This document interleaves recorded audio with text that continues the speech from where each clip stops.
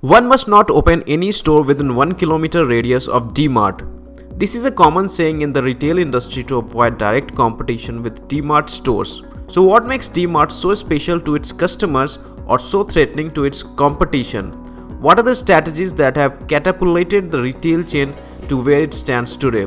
Keep watching to find out DMart business model and its success mantra. Hey there, welcome to TradeMan's YouTube channel. If you are new to this channel, please subscribe. We publish new and interesting stock market and business related videos every day. DMart's growth story.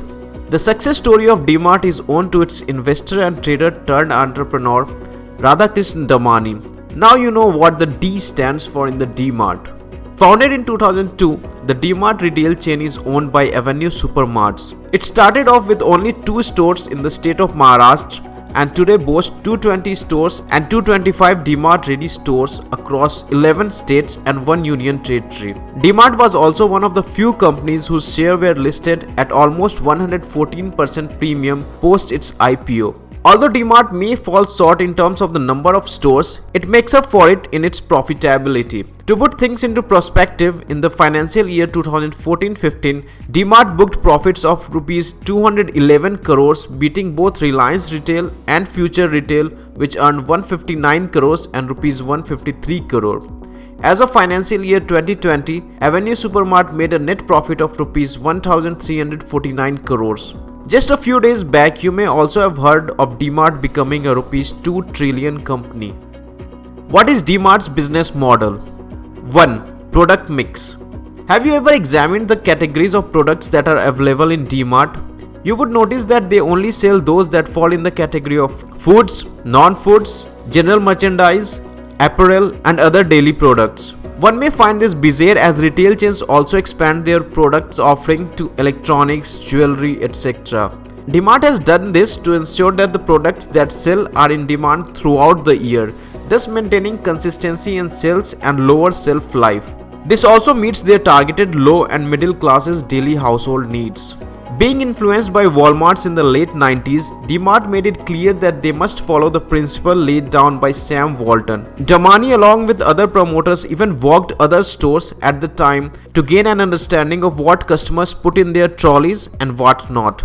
In addition to this, DMart has also realized the importance of recognizing diversity in different states. DMart has identified this factor and tailored its product line to meet these expectations of the customers of the states it operates in. In order to achieve this, DMart increased its dependency on local suppliers in each region.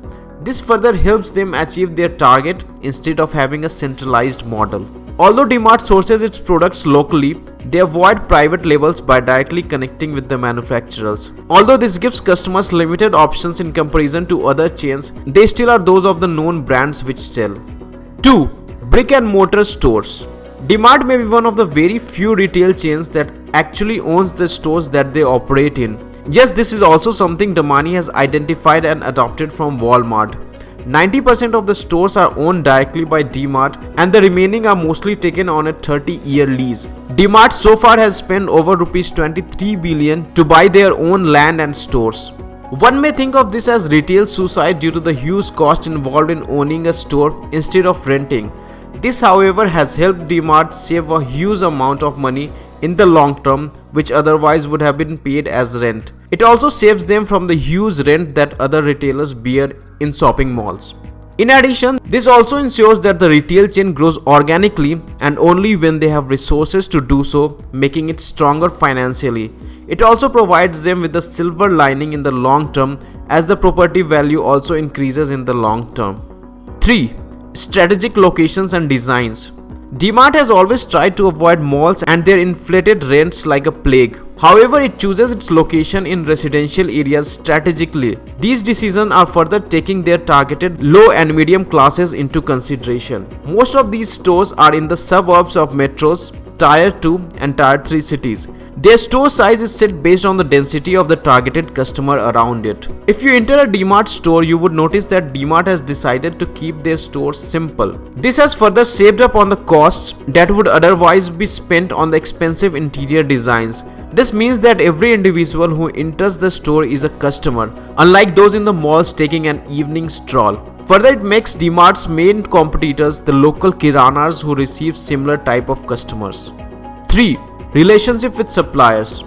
At the end of the day, it is DMart's relationship with its suppliers which sets it miles apart from any other retail chain.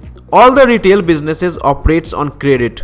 DMart clears its credit payment on the 11th day itself and always maintains assured payment in about 15 days. Other players work on a 60-day credit period. This further helps them to negotiate their product at a cheaper price from their suppliers. 4th, discounted products. All the strategies we have seen earlier finally lead to the DMart's ultimate strategy for Indian markets, which is discounts. DMart offers its product at a 6 to 7% lower price than other retail chains and at times 10% off MRP. This further attracts the low and middle class to their stores.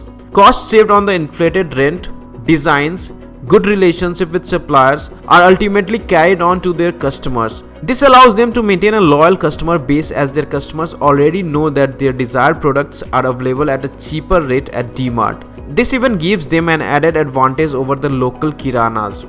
In closing, you may have observed that all the money saved through various strategies implemented were carried on to customers, further capitulating them to success.